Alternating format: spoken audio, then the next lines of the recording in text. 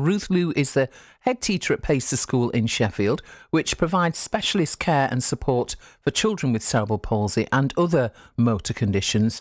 And Ruth is on the line for a chat. Ruth, good afternoon. Thanks for joining us to talk about this. Good afternoon. You're welcome.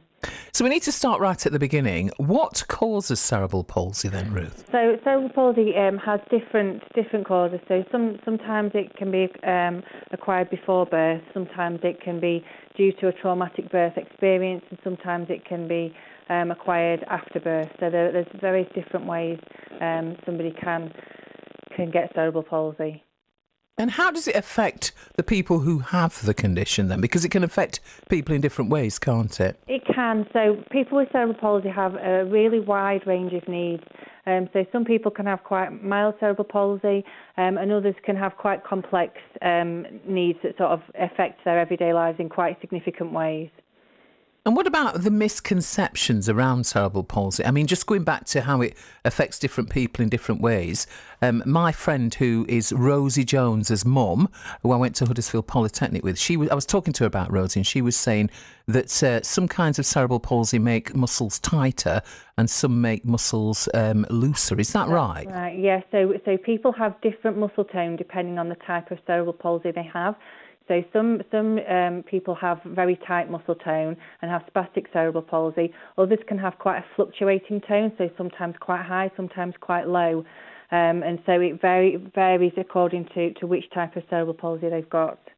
And in terms then of these misconceptions, because that probably is what World Cerebral Palsy Day is all about, just trying to make people understand what it's all about rather than just, have whatever, they thought was going on, because often we think we know something and we don't, do we, Ruth? Absolutely, yeah. And so I think, World Cerebral Palsy Day is great to raise awareness. It's great that, we're able to talk to you today, and you're going to be able to chat to Aoife in a little while. And, Aoife and her friends in one of our classes at Pacers, were discussing yesterday what it means to them to have cerebral palsy and what they would like people in society to do to support them and, so to get rid of some of those misconceptions, I guess. So we're going to talk to Aoife in just a moment, so we'll get it from, the horse's mouth.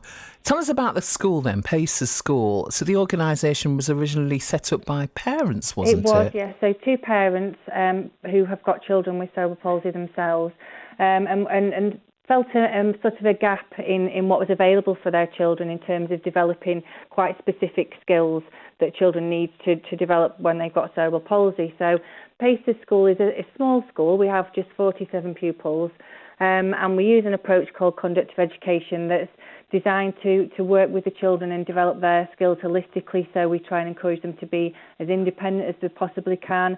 We encourage and nurture a real positive can-do attitude. We have extremely high expectations of the children, and we want them to be the best that they can be. Wonderful. And we are seeing more people with cerebral palsy in the public eye, aren't we? I talked about Rosie Jones earlier, comedian, presenter. She went off to the Olympics, the Paralympics, and did a magnificent job. There's Francesca Martinez as well. How important do you think it is to have these role models among our communities so that young people with cerebral palsy can learn from that, and all of us can learn from that? Absolutely. It's very, very important, and particularly for pupils like Aoife to see people in society who are, really valuable members of our society, really trailblazers for disability awareness. They act as such good role models for our children and really provide, an inspiration for our young pupils, and gives them sort of an aim really for what they might be able to achieve in their own lives. It's wonderful. So we're going to hear from Aoife shortly. She's 12 years old. She has cerebral palsy. How would you introduce her to us then, Ruth? What would you say about Aoife? Well, what can't you say about Aoife? She's bubbly, she's enthusiastic, she's motivated, she's very, very chatty. She's such a good friend. She's so kind and caring and thoughtful. She's just an absolute delight. She really is. So Aoife, I'm hoping that you're going to be friendly with us. How are you? I'm good, thank you. Thank you for having me. Thank you for coming on. So you're 12 and you are living with cerebral palsy. And I understand that you've dressed for the occasion, haven't you? What are you wearing, Aoife? I'm wearing green. Are you? So why green? Because it represents World Cerebral Palsy Day. Well, right, okay then. So for you then, what's your experience of having cerebral palsy, Aoife? Well, I was born 32 weeks early, and I'm one of 2 surviving triplets. Right. And having cerebral palsy has really taught me that if there's something you want to achieve in life, then you've just got to go for it. That's a big thing actually to learn, isn't it? It's a big thing for anyone to learn, any of us to learn. How does it affect you day to day then, your cerebral palsy, Aoife? Well, I can't stand independently and I can't walk independently, which has had a very big impact on my day-to-day life. And has it had an impact on going to school and all of that for you, Aoife? Yep. I wouldn't be able to go in mainstream school because mainstream schools would just let me sit in wheelchair and all this supported seating. But PACES really pushes me and tells me that I can walk and I can do things. That's magnificent. So do you sometimes find that people don't really understand cerebral palsy? Yes, I find it really terrible, really, that we are in 2021 and that people in society still don't know about this condition, still don't know what they can do to help, and they just sit there instead. So if we can raise awareness, like today, then that would really tell them, oh, it's not fine to do those things to people. So it's not good to for people not to know how to help. So you're here on World Cerebral Palsy Day. What should people do to help then? And what would you like people to know about cerebral palsy then, Aoife? I'd like them to know that we are just normal people, and if you treat us like normal people, then that's really good. Just don't stare, just come over and say hello. And would you be all right if people asked questions? Yes, I would love if people ask questions. So that's something for people to think about who are listening and who don't know much about cerebral palsy.